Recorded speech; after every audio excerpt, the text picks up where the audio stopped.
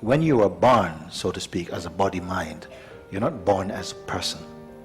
What is born is the body is born, and at some point consciousness manifests inside that body.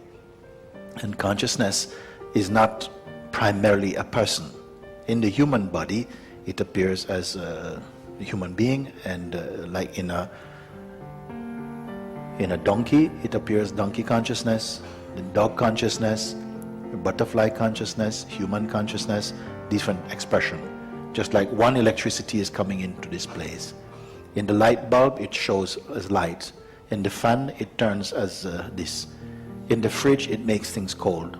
In this machine, it records things. In another one, it plays music, like this. But electricity is none of those things. It expresses depending upon the instrument in which it's expressing and the functionality of that instrument.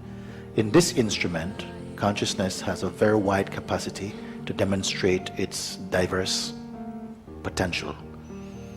If it believes I am this body-mind, it will be programmed into that kind of conditioning, and it will live in the notion of itself as just being a body-mind person. I was born in this place, these are my parents, my grandparents passed away, this, so and so. This will be the spectrum of your experience, you see.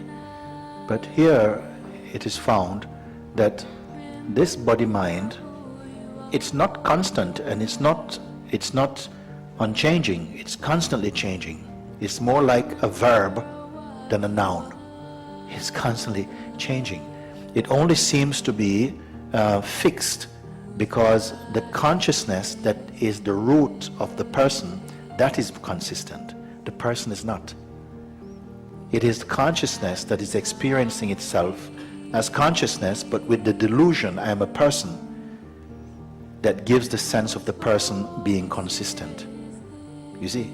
But at the personal level, the person is always changeful. Moods, feelings, ideas, beliefs, projections, arguments, judgments is constantly, it's like a muddy water. It's always like this person.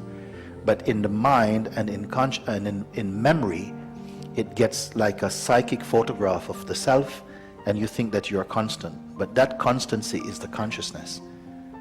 When a human being begins to move beyond the layer of conditioning, of believing I'm only my body-mind, when it moves beyond that, it begins to recognize there's a field beyond the conditioned mind which has no quality in it. It's pure. It's like space, but it's an intelligent space. It's not an inert space in which the body-mind itself is beginning to be recognized that this is not ultimate. This is not ultimate. Like this, it recognizes it. And from that place now, the definitions that we're holding together as a person cannot hold anymore. One recognizes, but the person is seen by what is it seen.